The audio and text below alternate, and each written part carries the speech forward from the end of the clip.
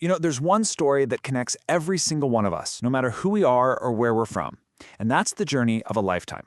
So today, we're going to unpack the map of that journey and really explore how we become who we are, from our very first moments to our very last. So let's just start with a really big question. What is the story of your life? It's so easy to think of it as just, a timeline of events.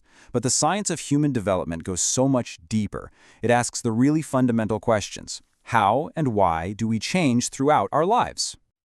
The field that tackles all of this is called lifespan development, and it's exactly what it sounds like, the scientific study of how we grow and change. But not just in childhood, across our entire lives, from conception all the way to death.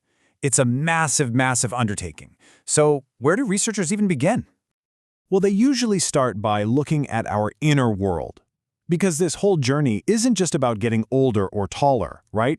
It's about the profound, often invisible changes happening inside our minds and our bodies every single day.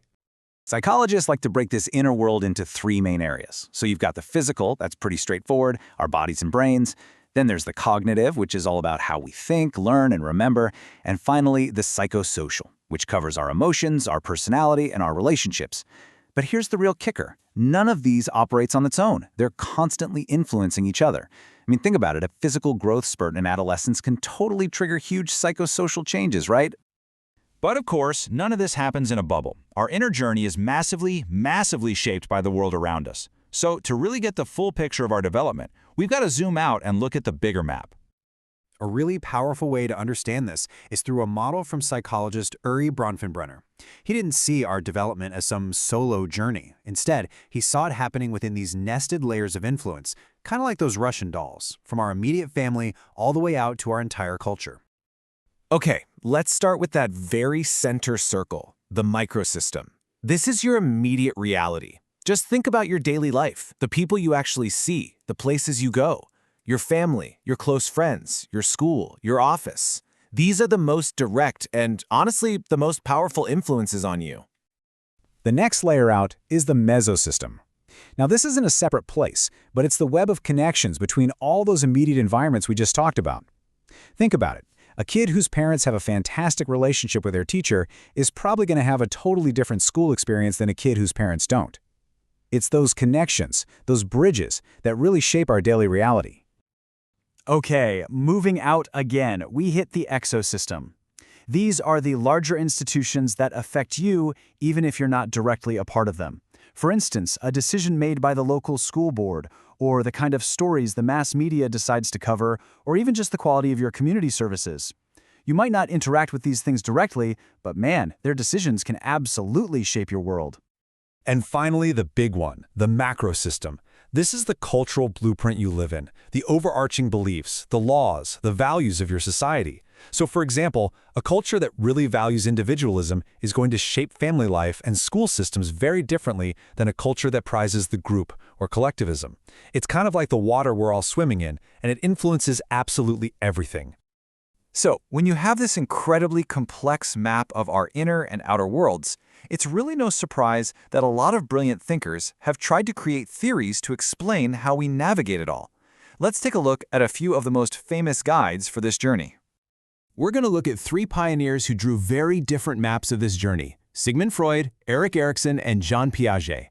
So was our path determined by childhood conflict, or social challenges, or maybe the way our thinking evolves? Each one had a powerful and very different answer. Let's break down their core ideas. Freud, he focused on the psychosexual, arguing that our personality is basically forged in the fire of unresolved childhood conflicts. Then Erikson came along and expanded on that, suggesting our development is shaped by psychosocial challenges we face at every stage of life, from being a baby all the way to old age. And then you have Jean Piaget, who came at it from a completely different angle. He was all about the cognitive, and he mapped out how our very ability to think and reason develops in these distinct stages. So, is it all about conflict, social hurdles, or intellectual growth? These three giants give us different but absolutely crucial pieces of the puzzle. So, how do we even test these theories? How do we actually gather the data to understand a whole lifetime? Well, researchers have a pretty clever toolkit for that. Researchers use all sorts of tools. They might use naturalistic observation, which is just watching how kids actually play on a playground. They can do a super deep dive with a case study on one fascinating person.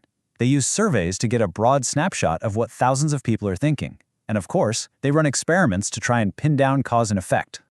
Now, when it comes to tracking change over time, there are two main strategies. Longitudinal research is like following the same character in a movie for decades. You study the exact same group of people as they get older. It's incredibly insightful, but wow, it takes a very long time. The alternative is cross-sectional research. This is more like taking a snapshot of the entire cast all at once. You study people of different ages at the same time to see how they compare. It's much, much faster, but you're not actually seeing the process of change in any one person. So, as you can see, the story of our life is incredibly rich and complex. It is definitely not just a straight road from A to B. It's this dynamic interplay between our evolving physical, cognitive, and social selves, and it's all unfolding within this series of powerful environmental circles that are shaping us every single day. And that leaves us with one final question for you. When you look at the map of your own life, all those layers, from your family, to your community, to your culture, which one do you think has shaped you the most? It's a question that really gets to the very heart of your own unique journey. Definitely something to think about.